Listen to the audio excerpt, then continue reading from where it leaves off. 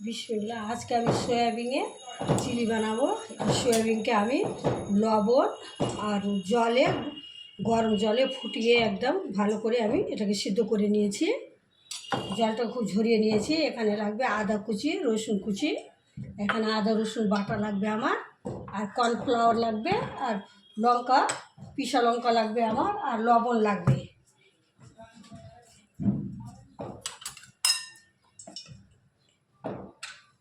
সয়াবিনে আমি কর্নফ্লাওয়ার দিয়ে দিলাম,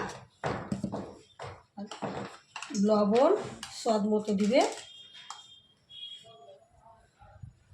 আদা রসুন বাটা,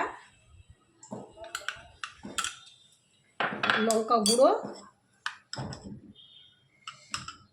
দিয়ে আমি ভালো করে মাখিয়ে ভাজবো। আমার সয়াবিনটা মাখানো হয়ে গেছে কর্নফ্লাওয়ার সব কিছু দিয়ে, মশলা দিয়ে। এবার আমি অল্প অল্প করে তেলটা আমার গরম হয়ে গেছে, ভাজবো।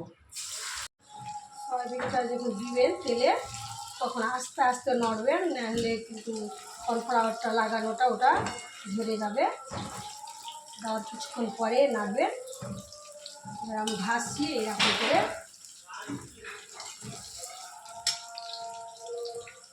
সয়াবিনটা আমার ভাজা হয়ে গেছে এরকম করে। এবার আমি ফোড়ন দেব। ফোড়নের জন্য দেব আদা আর রসুন কুচানো,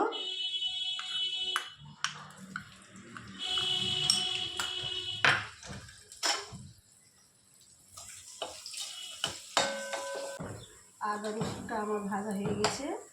এবার আঁচটাকে কমিয়ে দিয়ে লঙ্কা গুঁড়ো দেবো, ঠান্ডার মতন দেবো যতটা ঝাল খাবে।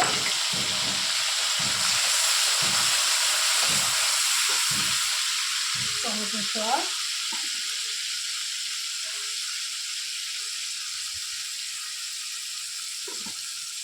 চার পাঁচটা দিয়ে দিলাম, সয়া সস 2-4 ফোঁটা,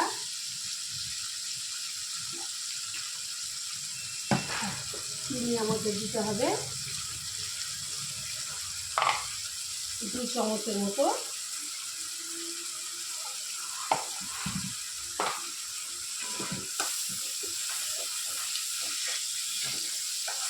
যখন ভাজা হয়ে যাবে তখন আমি সয়াবিন ভাজাটাকে দিয়ে দেবো। ভাজা হয়ে গেছে। এবার আমি লবণ লাগলে দিবেন, যতটা লাগবে ততটা দিবেন। এবার সয়াবিনে লবণ দেওয়া আছে সয়াবিন ভাজার টাইমে। এবার সয়াবিন ভাজাটাকে আমি দিয়ে দিলাম, দিয়ে আমাকে নাড়তে হবে। সয়াবিন চিলিটা আমার ভাজা হয়ে গেছে। বারবার বলছি, আপনারা যদি একটু রসা রসা খান তাহলে কর্নফ্লাওয়ার পানিতে গুলে দিয়ে দেবেন, তো হয়ে যাবে। আমি কিন্তু দিলাম না। এবার আমার রেডি হয়ে গেছে।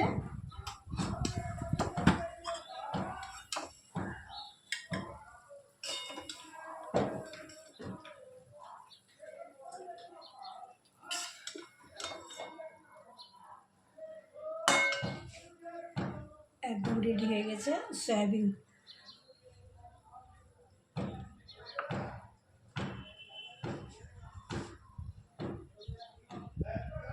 সবজি সরিয়ে গেছে আমার, সয়াবিন চিলি একদম কমপ্লিট।